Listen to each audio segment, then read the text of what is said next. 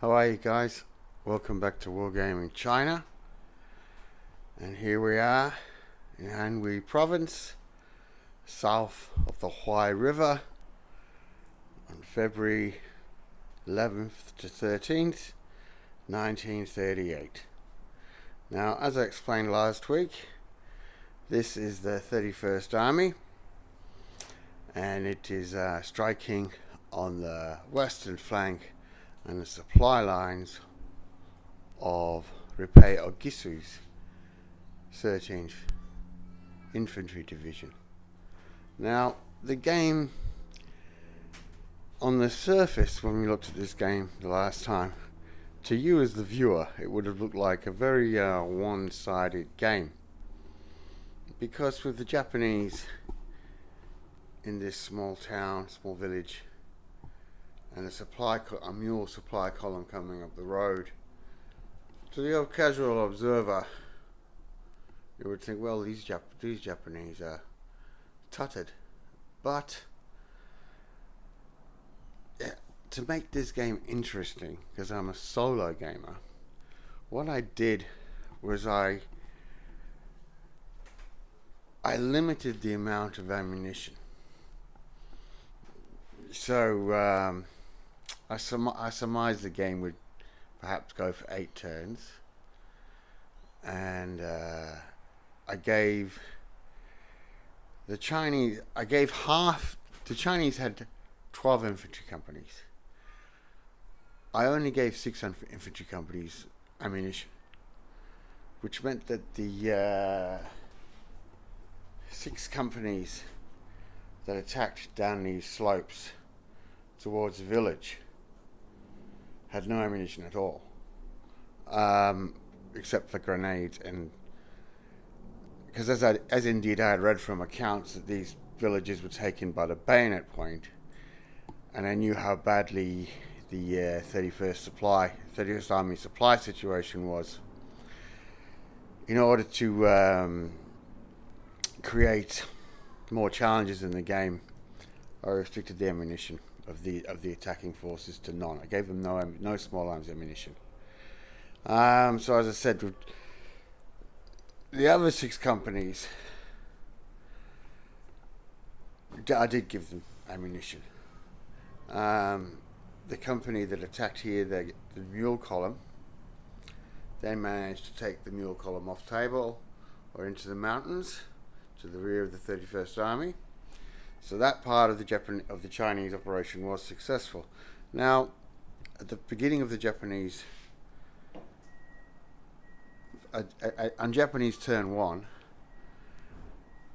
the Japanese rolled the dice for the Japanese, and if it was in evens, it meant 2 companies of Japanese infantry would enter here on the turn of a d6, and if through odds was 1 company coming this way again when I rolled the dice roll.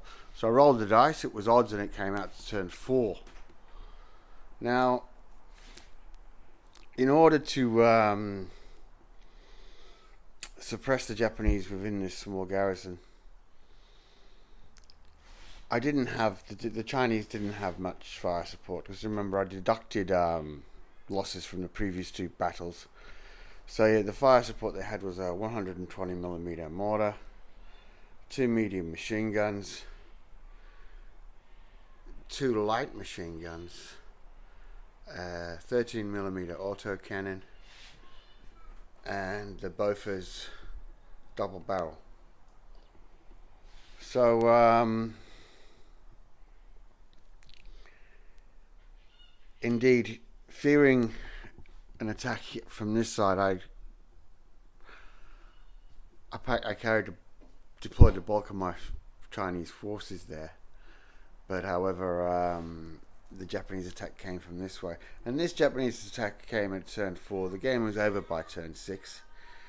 So, although I had to shift troops in order to meet this threat, my troops didn't arrive there until turn 5. And and the Japanese had no chance of getting here before the buildings fell. All the buildings fell to close assault. The Chinese suffered terrible losses as they attacked down the slopes. But indeed, there was something of, this game did remind me of the movie Zulu. It was a fun game, and I played this game to demonstrate how weak the Japanese flanks were, and how easy it was, or how the goal of the Chinese to cut into the Japanese flanks and supply routes was achieved, but it was achieved at high cost. Okay, so that's it for this game. The game, as I said, went 6 turns up to Chinese turn 6, and I really enjoyed this game. I've never played a game where I've had to capture mules before, and I surmised that the mules would scatter. So to get to this point, it took the Chinese 5 turns from eliminating the Japanese mule handlers to getting up to this point of the slope. Because I don't think there's no rules in rapid fire for rounding up horses and mules, so I just made my own. As I said, listen, I said before that the next video will probably be the 59th Army, but I don't know, because this table and the way I set it up has inspired me for a one Jialing scenario, because I hadn't figured out how to set the terrain up for a certain battle at one Jialing. That's often the case with my projects. I know how to start them, but I very rarely know how to finish them or how I will finish them. But it comes to me as I go. Especially with building things. So this has been a good inspiration with the slopes and the mountains. I liked what I got here, and I realised, well, I do have enough material to double this. So I'll probably get back to the one Jialing campaign soon. Okay, so next time we are going to see the 59th Army. Just contradict myself. And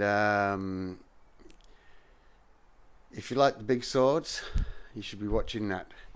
So subscribe so you don't miss that one. Alright, that's all for now. See ya.